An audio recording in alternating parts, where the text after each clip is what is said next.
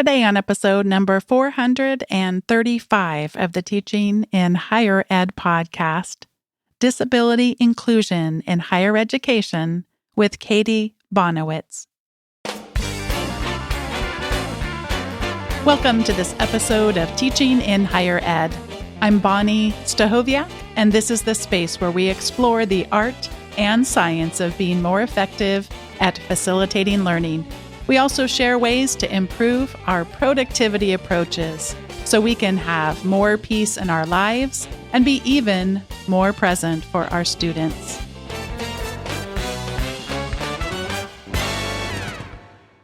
One in 4 adults in the United States have a disability.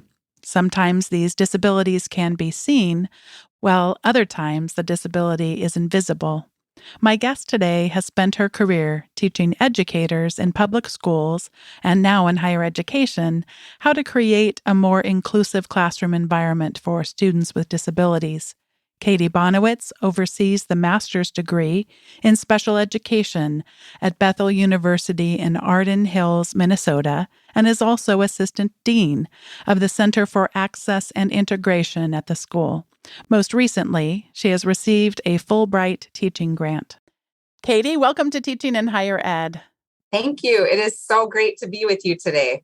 You and I share something in common, and that is that I think our jobs may be a little bit hard to describe to people in that you do have a number of different roles. I'm really fascinated by what you do, and I know I just read your bio, but would you just kind of break down some of the main components of the role that you play?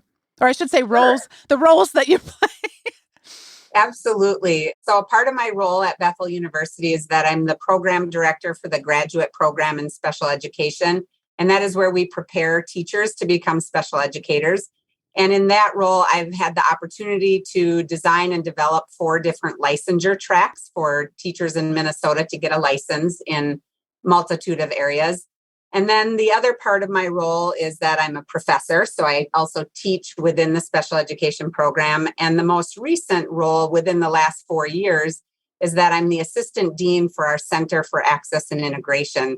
And that role is really unique in that the center is new at Bethel and it houses our BUILD program, which is a 2-year university program for students with intellectual disabilities, where they get to live and take part in a university campus, and they take courses with their peers who are focusing on psychology or whatever it may be, and they get to live and learn in a university setting, which is really unique at this time in the state of Minnesota. Additionally, it houses our Office of Accessibility and Resources for students with mild disabilities who will be taking traditional college classes. Oh, that is fascinating. And there's so many places we could go. Since you just mentioned the BUILD program, I'm just going to ask you a little bit about that, but I also want to hear more about your teaching as well. So I guess, how did it come about that this got established, and what were some of the challenges and opportunities that emerged?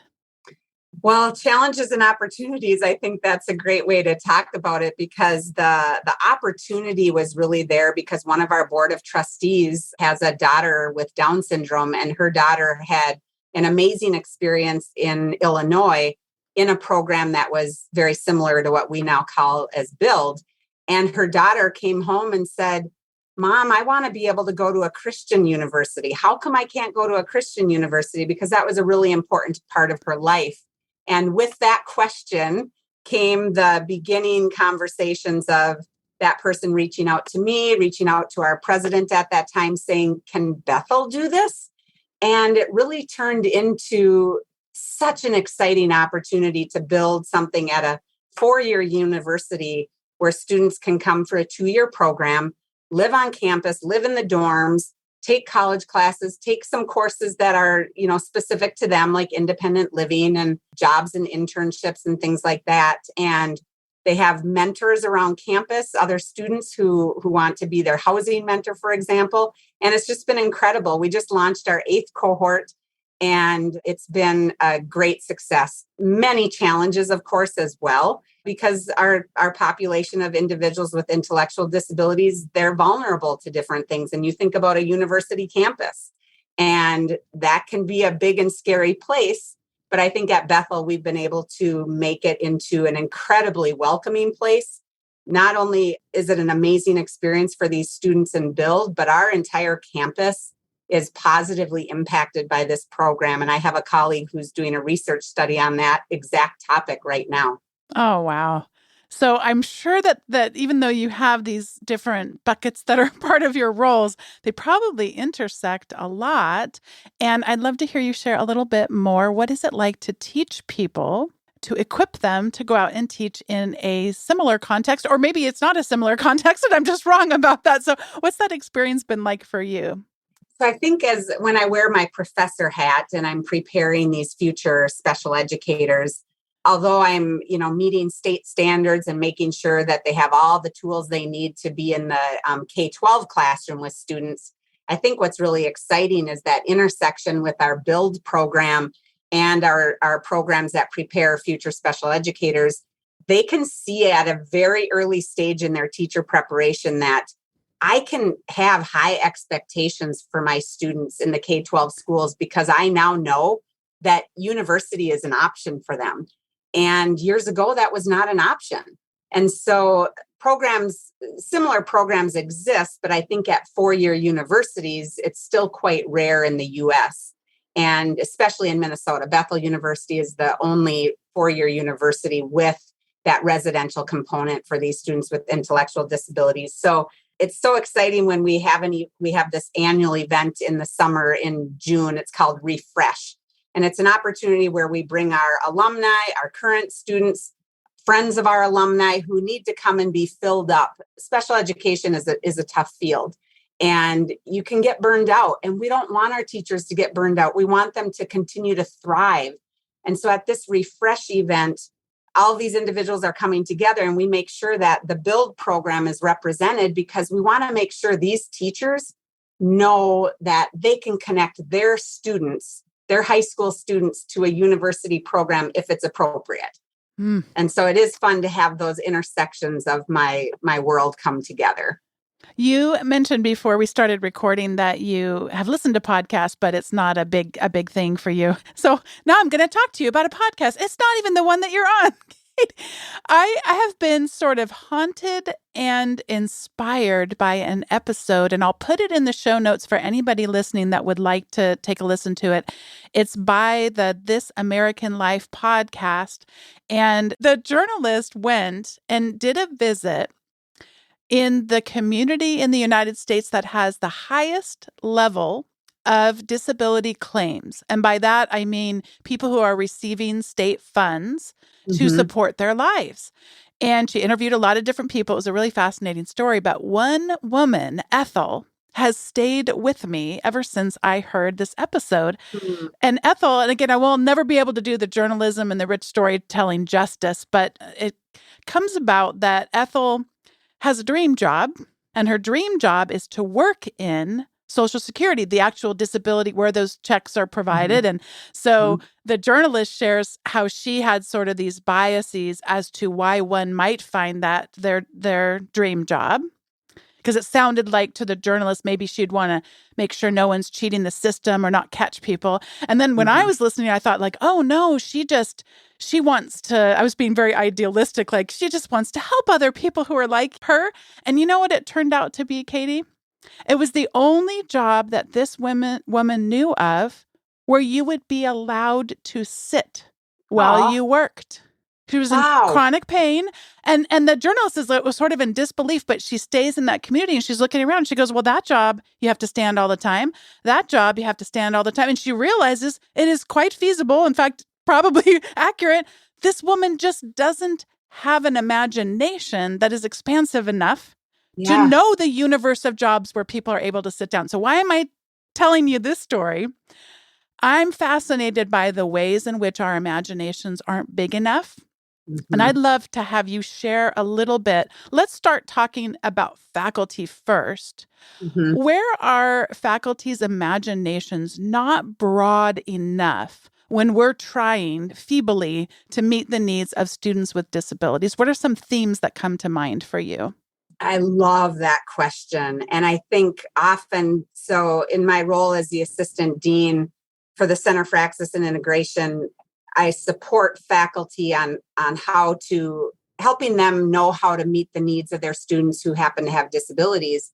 And I think what can happen is, depending on someone's own experience with someone with a disability, maybe they have no experiences, which is a little hard for me to, think about today, but they may have really limited experience. And when you have limited experience, you don't even know that you can tap into all the amazing gifts these individuals have.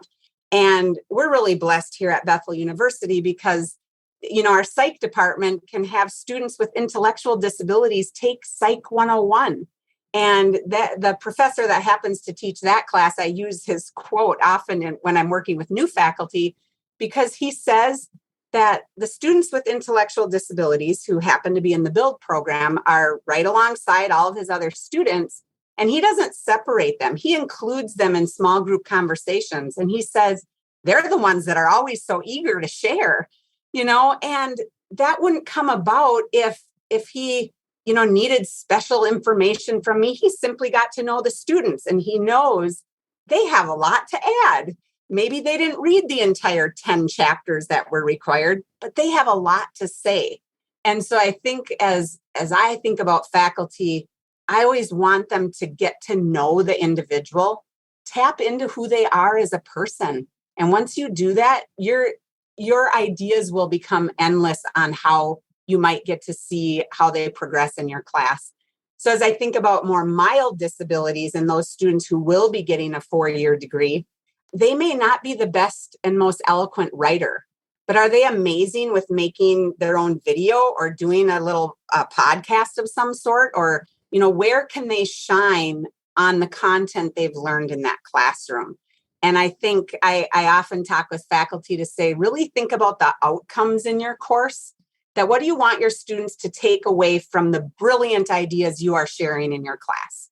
Do you need them to write a paper? Are you assessing their ability to write? Or can you learn from them through that video that might be made or a slideshow or whatever it might be? And I think that's really where we get to learn about the gifts from our students who happen to have a disability. That let me shine, but I'm not going to be able to shine if you put me in this box of who you think I might be. And I think those are some of the things that come to mind.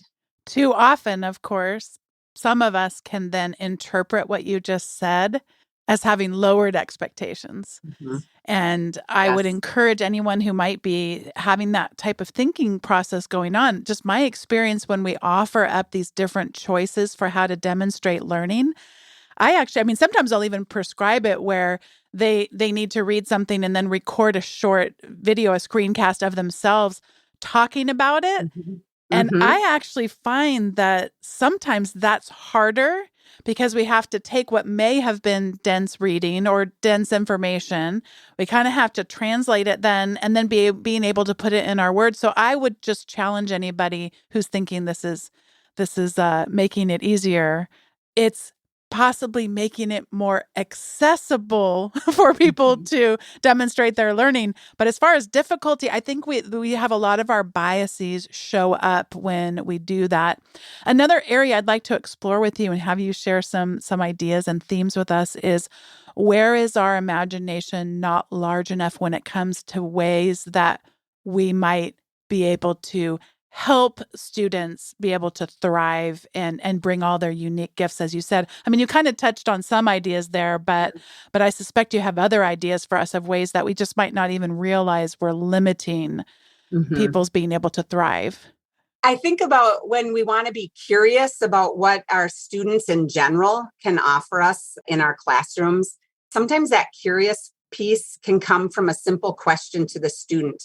If I'm asking you to cover this topic in political science, how would you want to express it? How would you want to tell me what you know?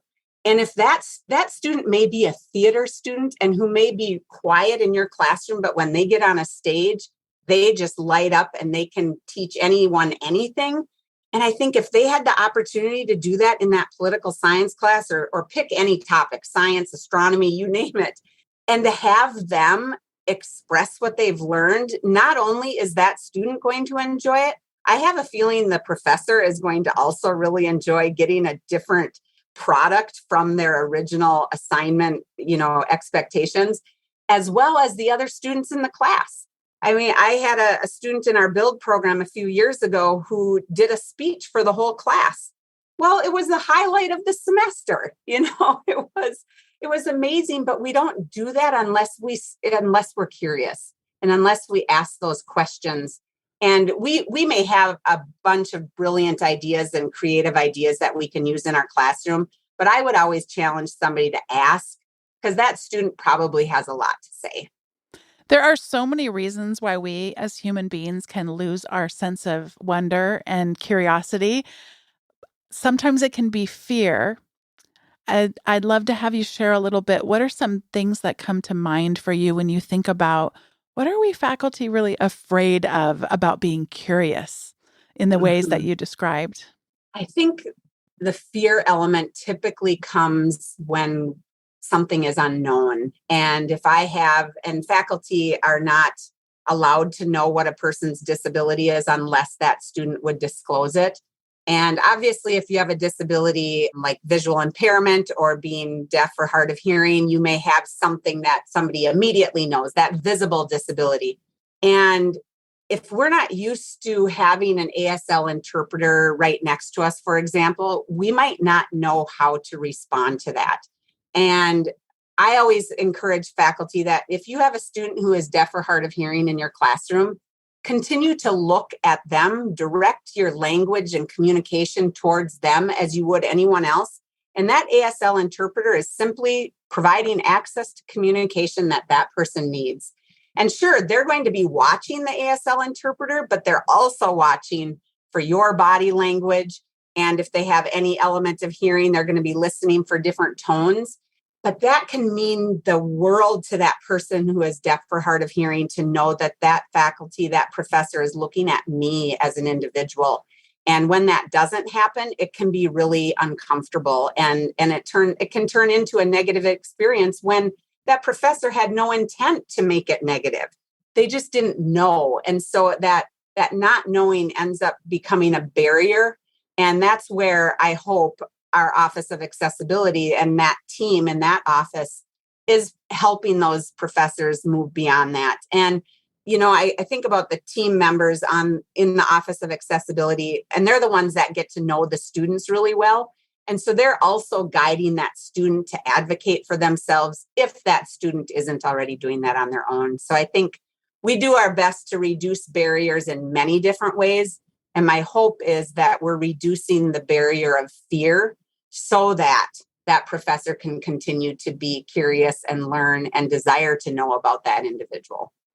Sometimes the context that we have experienced a lot of our careers in, as in higher education, when it sort of trains us and conditions us when we don't know something to hide that and to Mm-hmm, cover it up. And what you're really encouraging us here to do is to name those things mm-hmm, and be curious and ask questions to people like yourself and the offices that are at our various institutions to support us in these ways, but also directly to the students as well. You and I are both based out of the United States. You have had an opportunity to travel and do some more intercultural work, and I'd love to have you share a little bit about that experience or experiences mm-hmm. with the listeners today. I feel so incredibly blessed to have had a multitude of experiences overseas, and specifically in the field of disabilities. And a year ago, I was fortunate to be in Ukraine and to help teachers over there learn and understand how to support their students with disabilities, because in Ukraine, it's very young that children are allowed to be able to go to school if they have a disability. So I don't take that for granted. That was an incredibly beautiful opportunity to spend time with these amazing Ukrainian people. In addition to that, I have received a Fulbright teaching grant to Lithuania, and I will be not teaching in the traditional sense where I'm just lecturing, but I will actually have the opportunity to help this university launch a program that supports their university students who happen to have disabilities. And that's unheard of in their university. And to know that they have a specific desire to want to grow this in their university is just so incredibly exciting for me. And so my husband and I will go there. We'll live, in Lithuania, and I will spend time with the faculty and students at this university and really learn what are their needs and how can I help them do this really well? How can I take the challenges that we've had in America over the last 50 years and grow from those challenges and have them start from today rather than from the past. And I'm just really looking forward to helping them serve those students with disabilities who maybe have never had somebody be able to support them in an academic environment. I just can't wait for this experience. I see it as another way that you will be helping people to expand their imagination and really having that reach. I also predict, and I suspect you do too, that they're going to teach you so much as well. And that Oh my experience. goodness. Absolutely. And I think one of the pieces I really appreciate when I have opportunities to be in other countries is to recognize that my American culture around disabilities can be completely turned upside down.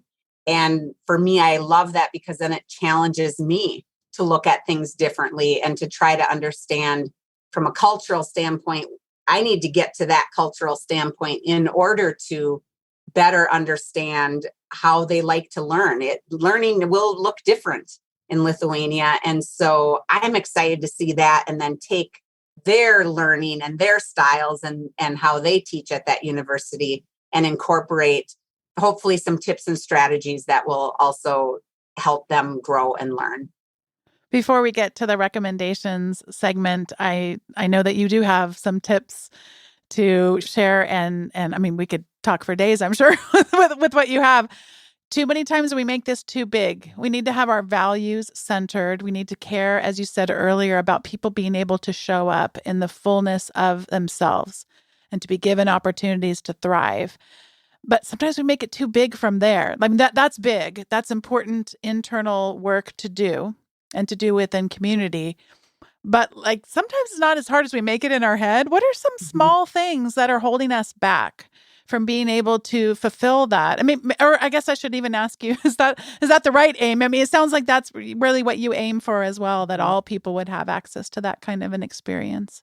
I think today we are so fortunate with the technology we have access to. And sometimes it's literally just asking somebody the question, can my computer help me with this? And I think we're in 2022. Students have access to technology. So let's utilize that technology in ways that helps them learn in really wonderful ways. The technology can remove so many barriers that we had even 5 years ago. We no longer have to have those barriers. I'll share with you, I love to learn, so I'll share what I learned today. Literally 6 hours ago, Yay. I learned that I have something on my Word doc that I can click a button, and I've always seen it there, but I haven't necessarily clicked it. It says check accessibility. By clicking that button, I can now make sure that my Word document can be read by any screen reader. That's one click. And I can find that out. And I think that is incredible.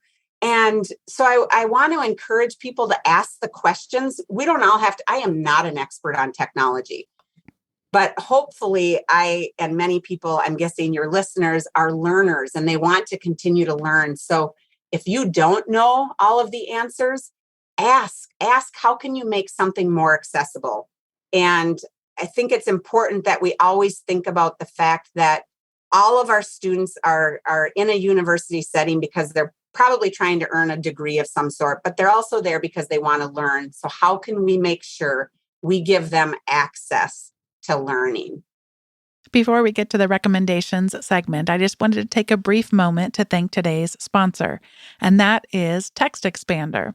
Text Expander has been my longest running sponsor, and I appreciate that very much because it's also one of my longest running productivity tools. What Text Expander allows me to do is to come up with easy to remember shortcuts that I come up with myself, such as Z VUSIG, as in the university where I work, and a signature. You can make any sort of little snippet or code of letters that you would want to type in that expand to either things that are hard to remember, for me, my work phone number, or that would take a lot longer of time for you to type in, for example, the show notes for every episode. And what's great is it's really easy to get started with Text Expander and begin saving time. And then it's kind of up to the limits of your imagination for what's possible. And they have a whole community of people that will share the snippets that they're coming up with you. And you can even download an entire database or dictionary, if you will, of other people's snippets, which you can benefit from other people's creativity on how to use Text Expander. So I'd like to thank them for the support of the show and encourage you to head over to textexpander.com/podcast, where you can learn more about Text Expander and what it can do for you and get a 20% off offer for the listeners of Teaching in Higher Ed. Please let them know that you heard about Text Expander from this podcast, Teaching in Higher Ed. And thanks once again to Text Expander for sponsoring today's episode. This has been a very inspiring conversation, but we are not done yet, because this is the time in the show where we each get to share our recommendations. And I wanted to share my recommendation. I've actually had two prior guests, Kelly Hogan and Vijay Sathi, have been on the show many times. And I knew that Kelly Hogan's spouse worked at her university, but I didn't know very much about him. His name is Brian. And I saw a post somewhere on Twitter, I believe, from the University of North Carolina, Chapel Hill. The video is entitled A Circuitous Path. And I'll read from their description. Brian Hogan's journey to becoming a teaching professor in the College of Arts and Sciences Chemistry Department has been anything but a straight path. But through perseverance and an ask for help, the Tar Heel found a way to quiet the doubt that lingered in the back of his mind. And I'm going to play just a very, very brief part of the very introduction, because he made me laugh so hard. And maybe that'll inspire some of you to actually, take a listen to this. Oh, this made me laugh so hard. All right, here we go. A quick little look at this video with Brian Hogan's journey to becoming a professor. Here we go. I got on campus, and everybody's high school knowledge runs out at some point in college. Mine lasted about 4 minutes on campus, and from the very beginning, his lasted about 4 minutes on campus. I mean, it's just such a beautiful look. I love two things about it. One is just I think we can't emphasize enough to people, young and old, our paths are not linear. They're just not, whether we're talking about grief or career or no matter what it is. But our tiny brains sometimes just still try to cling to the idea that things are much more linear than they are. I also just appreciated his humility. I think when we open up and we're transparent and we admit things like that, it just invites other people to do the same, and we can all feel a lot safer in our humanness. So I loved it. I hope people will go take a watch, and I so appreciate them making it. So Katie, what do you have to recommend for us today? So I would love to share a recommendation on two different things. As I think about the hats that I wear at Bethel University, one of the recommendations that I would like to share for faculty around the world is the cast.org website. That is a website that is, it's a nonprofit organization that teaches about universal design for learning. And they really were the people that launched the UDL framework.